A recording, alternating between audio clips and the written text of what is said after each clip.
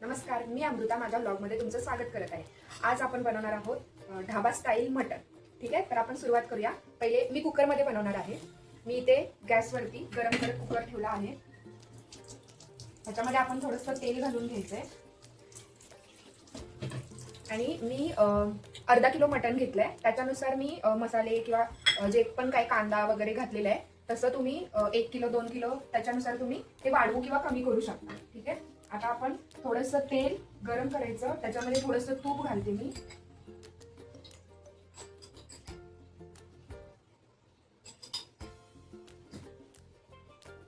Okay, तूप घातलेलं आहे।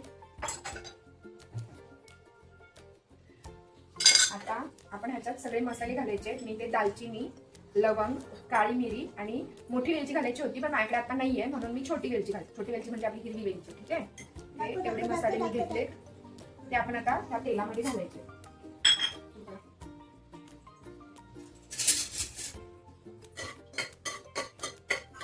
हे मसाले थोडेसे परतून घ्यायचे आहेत आपण। मी तुम्हाला दाखवते, एवढं तेल घेतलंय मी आणि हे मसाले असे परतून घ्यायचे थोडे, म्हणजे त्या मसाल्यांचा जो फ्लेवर असतो ना तो त्या तेलामध्ये उतरतो।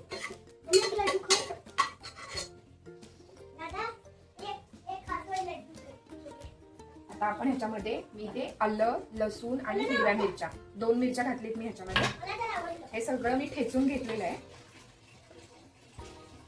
तर हे आता आपण ह्याच्यामध्ये ऍड करायचं।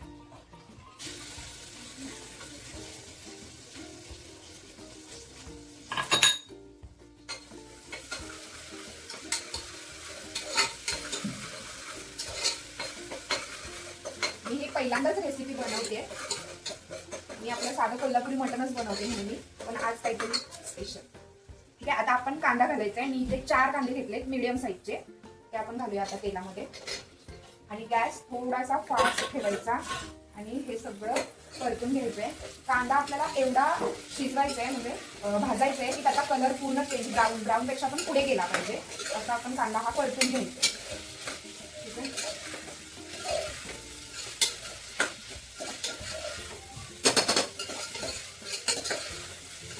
आपल्या इथे कांदा आता परतून होतो, तोपर्यंत मी तुम्हाला दाखवते की मी मटण कसं मॅरिनेट केलं। ठीक आहे, हे अर्धा किलो मटण आणलं मी।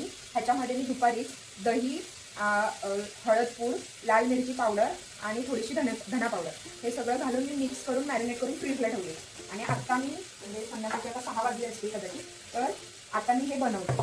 मॅरिनेट केल्याने काय होतं, तो जो फ्लेवर असतो मसाल्यांचा तो जे पण नॉनव्हेज असतं त्याच्यामध्ये छान ऑब्झर्व होतो आणि त्याच्यामध्ये टेस्ट पण छान येतो। तुम्ही जर कधी करत नसाल तर एकदा करून बघा, मस्त टेस्ट लागतं मॅरिनेट केलेला मटण, चिकनची। आपण ढाबा स्टाईल बनवतो, त्यामुळे ह्याच्यामध्ये कांदा, टोमॅटोचा वापर जास्त असतो आणि ह्याच्यासाठी आपण कोणतेही वाटण नाही बनवणार आहे, आपण फक्त चॉपिंग करूनच सगळ्या गोष्टी घालणार आहोत। आता मी तुम्हाला दाखवते, ते जर्मनचा कुकर असल्यामुळे असं आपल्याला वाटेल तुम्हाला की हे करपलंय, पण हे करपलेलं नाही, ऍक्च्युली आपल्याला कांदा एवढा भाजायचा आहे। ओके, आता आपला कांदा भाजून झालेला आहे। मी आता हे मटण त्याच्यामध्ये ऍड करते।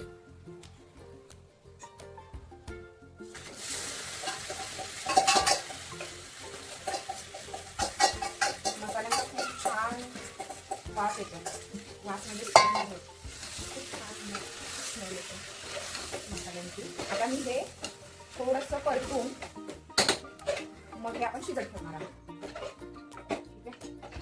ठीक आहे, व्यवस्थित अगदी परतून ठेवणार आपण। मटणाला स्वतःच जसं पाणी सुटतं, पण आपण ह्याच्यात थोडंसं पाणी घालून मटण शिजवून घेणार आहोत।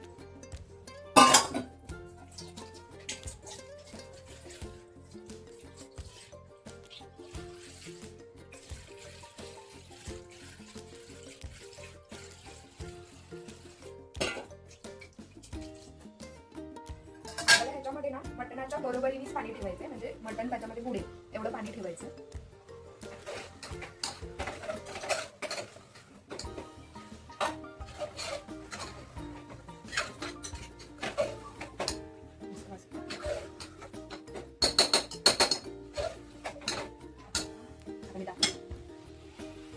बघा, अजून थोडं परतायला पाहिजे आपल्याला, मस्त झालं। आता नाही दिसत परत बोलले मी एवढंच ऍक्च्युली मध्ये तो कांदा आपल्याला कलर करायचा होता तेवढा. आपल्याला ह्याच्यामध्ये ना मटणाच्या बरोबरीनेच पाणी ठेवायचंय, म्हणजे मटण त्याच्यामध्ये बुडेल एवढं पाणी ठेवायचंय. आता मी दाखवते बघा, अजून थोडं परतायला पाहिजे आपल्याला. मस्त झालं. आता नाही दिसत परत. आता मी ह्याच्यामध्ये पाणी घालत आहे.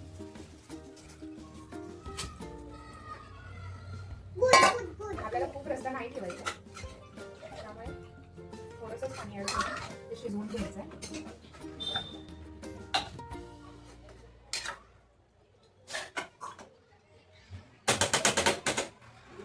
हे बघा, मी तुम्हाला जवळून दाखवते. हे बघा, हे असं झालं आहे. एवढं पाणी मी घातलं आहे. तर आपण आता कुकरचं टोपण लावून त्याच्या शिट्या करून घ्यायचे. आता प्रत्येकाच्या कुकरचं वेगळं वेगळं असतं. माझ्या कुकरच्या मी 6 ते 7 शिट्या करून घेणार आहे, कारण मटण शिजायला वेळ लागतो. सो मी 5 ते 6 तरी शिट्या करणार आहे. ठीक आहे, ओके. तर आता आपण त्याच्यावरून भाज्याचा तडका बनवणार आहोत. त्याच्यासाठी मी इथे पॅनमध्ये थोडंसं तेल घेते. तेल घेतलं, थोडंसं तूप घालते मी, 2 चमचे.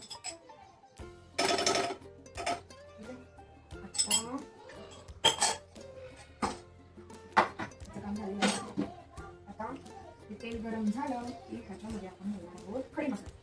खडे मसाले मगाशी पण आपण घातलेले, आता फक्त तेजपत्ता, जिरे आणि धने, अख्खे धने.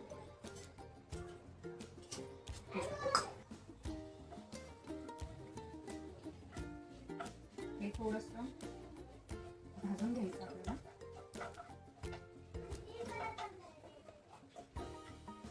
थोडे धने आणि जिरे भाजले की मग आपण ह्याच्यामध्ये बाकीचं टाकतो.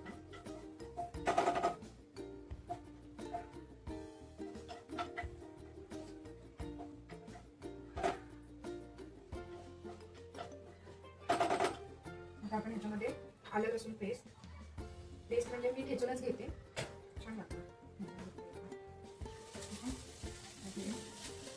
आलं लसूण परतून घेते. एक मोठा कांदा घेतलेला आहे.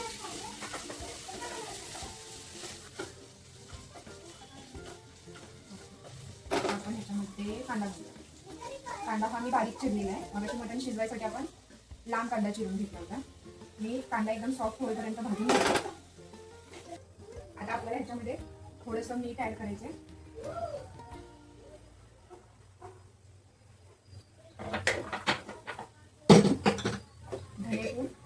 धनेपूड जास्त घालायची. मी मोठे 2 चमचे घातले. आणि लाल मिरची पावडर तुमच्या तिखटच्या अंदाजानुसार तुम्ही ऍड करू शकता.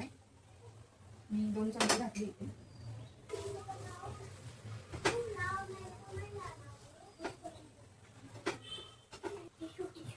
आता ह्याच्यामध्ये आपल्याला टोमॅटो चॉप केलेले घालायचे. इथे मी 2 टोमॅटो घेतले, मीडियम साईजचे.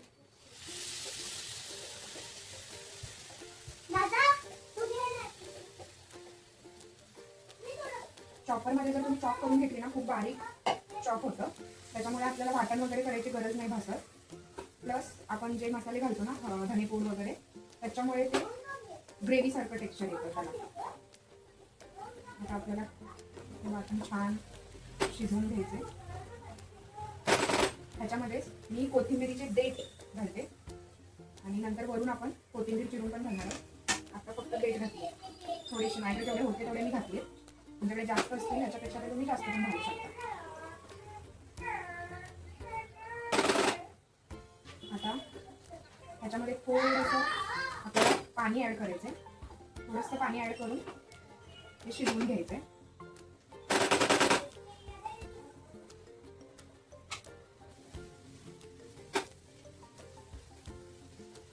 आता मी पाणी ऍड करते थोडंसं.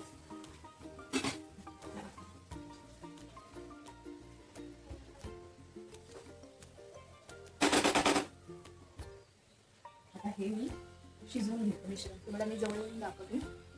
हे बघा असं.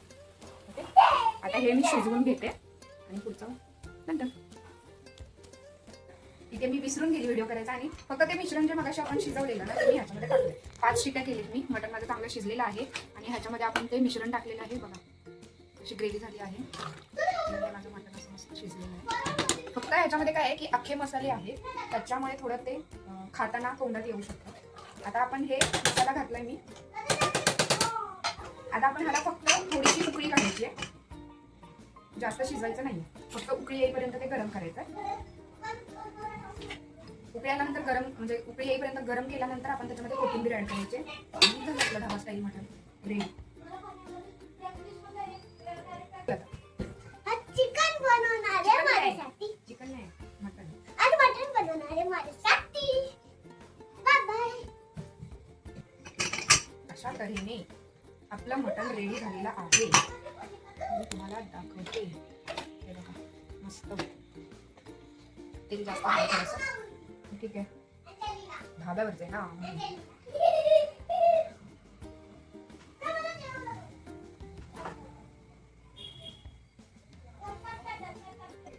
आपलं मटण रेडी आहे.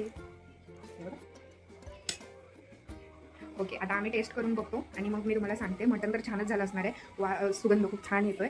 आणि माझी रेसिपी जर तुम्हाला आवडली तर प्लीज लाईक करा, माझ्या चॅनलला सबस्क्राईब करा. थँक्यू.